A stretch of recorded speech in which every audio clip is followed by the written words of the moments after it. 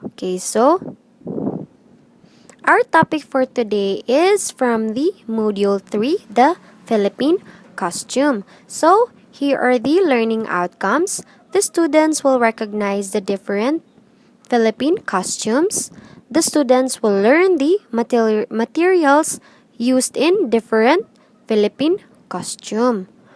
Okay, so we have here the first one is the barot saya. So this barot saya is a collarless blouse called baro and all-purpose wrap-around skirt metamorphosed into a long skirt called saya. This two-piece ensemble usually supplemented by the ancient tapis used as overskirt and eventually by the square kerchief called alampay worn so that it covers the bosom. The top is usually made of the pinya fiber. So this is the Barutsaya class. Okay, so next is the Maria Clara. In 1900s, was used to refer to the 19th century terno. The camisa was made of embroidered josi or piña. Its bell-shaped sleeves gathered at the shoulder and flowing out to the wrist worn with a panuelo of the same material draped around shoulders. So makita ninyo class, this is called the panuelo kaning naa sa ilahang shoulder parts and with a multi-paneled skirt of the heavy satin. So next class is the Barong Tagalog. So this Barong Tagalog is long sleeve shirt buttoned halfway with fancy coins, pearls, or other materials. So as you can see sa pictures class, it has different designs. So this Barong Tagalog is a regular collar and cuffs. Shirt front is embroidered with two panels running parallels from both sides of the chest and meet in a horizontal, just a navel line to form a U. Then minimal embroidery scattered on the sleeves from the front and back. So modification of these designs are common.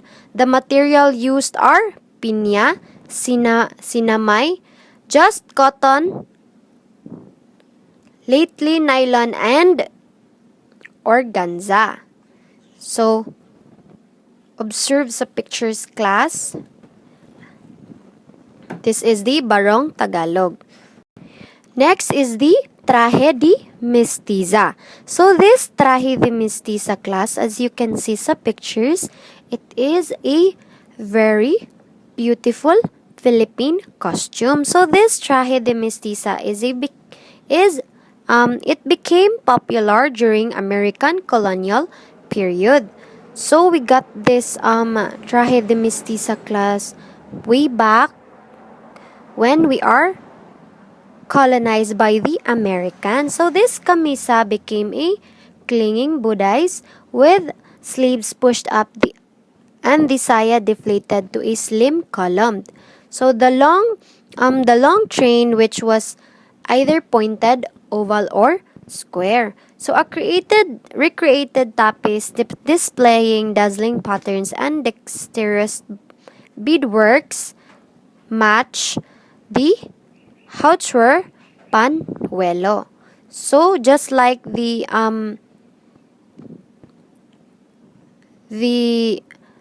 Maria Clara class, it also has a panuelo on the shoulder.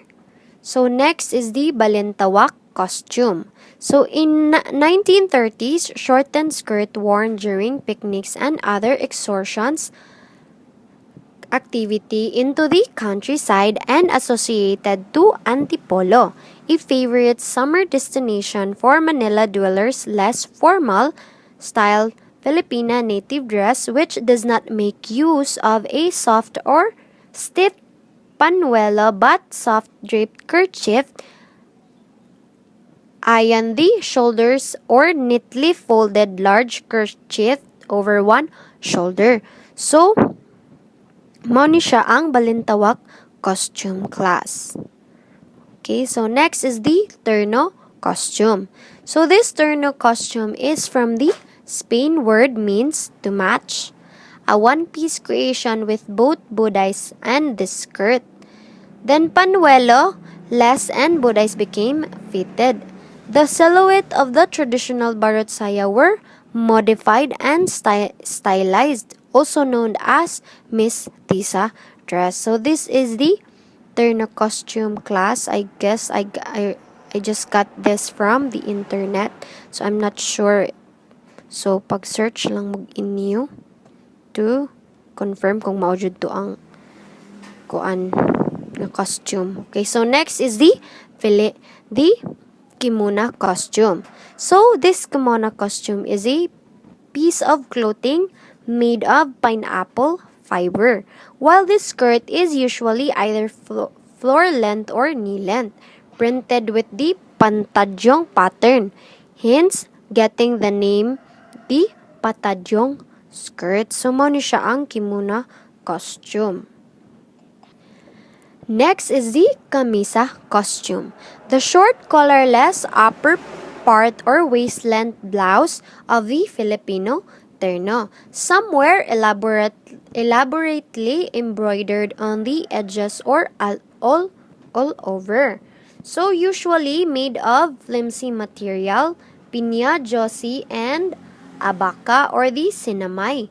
Then we have also the ringgit kanyamaso. This is an import from Europe. Then and lately nylon, off-white or cream in color. So mao ni siya ang camisa costume that is popular in Philippines.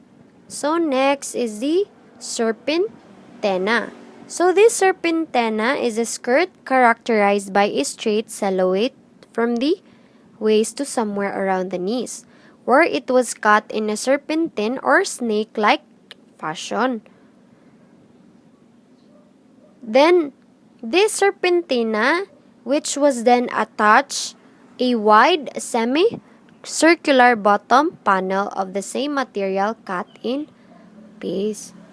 So this is the serpentina costume. The next is the alampay costume. So this alampay costume is a shoulder kerchief or neck kerchief worn in the Filipino natives' dress that serves to clean noses and wipe off sweat.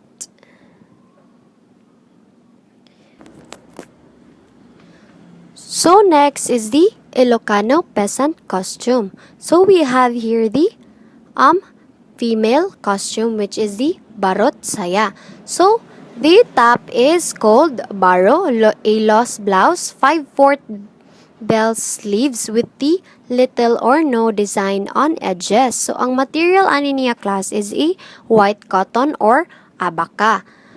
Then white corpino or undergarment top comes with the baro. So next is the skirt or called as saya.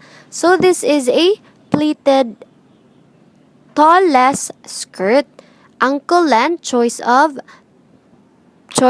plain striped or floral design in any color combination. So ang material is the cotton or similar type. Then we have also here the overskirt or tapis. So this tapis is any dark or black rectangular cotton wrapped around the waist and gathered on the left side reaching below the knee. So next is the male Ilocano peasant costume. So we have the camisa de chino long sleeve, pareha aning naa sa picture class. So we also have the Chinese shirt of the Ilocano type, button down, checkered, and collarless. Then ang iyahang pants is collared peasant pants. Next is the tausog costume. So we have here the barawas. So this barawas is for female costume. So kani siyang barawas is a traditional loose blouse, long sleeves with deep plunging keyhole neckline, extra panels attached to the right and left chest decorated with many tiny brass buttons. So ang material is cheap printed or plain Chinese silk or cotton. Then for the pants sa female is the sawal or kantu.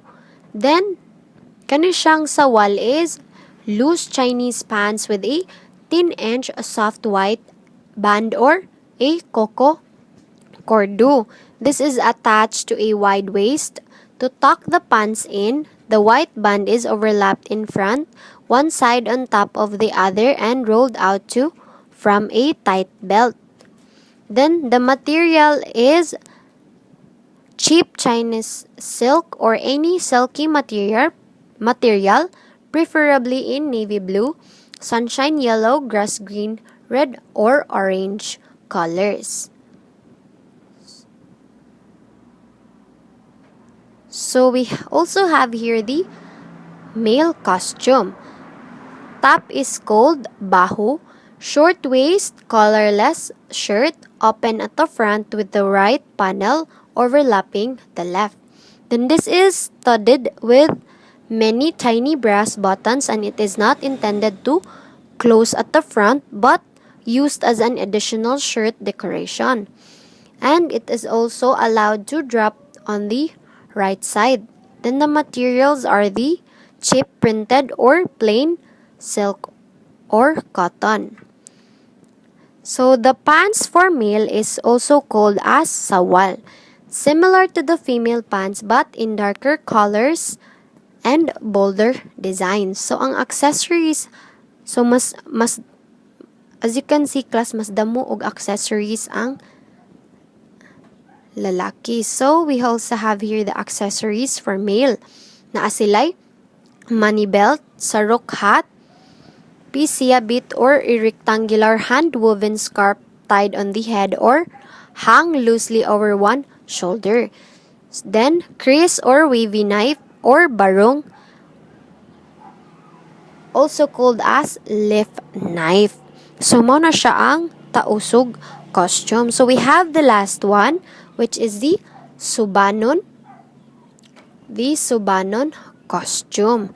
So this subanon costume is, we have the male costume. So ang male costume is a fairly long black skirt reaching the upper thighs, moderately tight long sleeves, small standing collar, front opening showing red lining.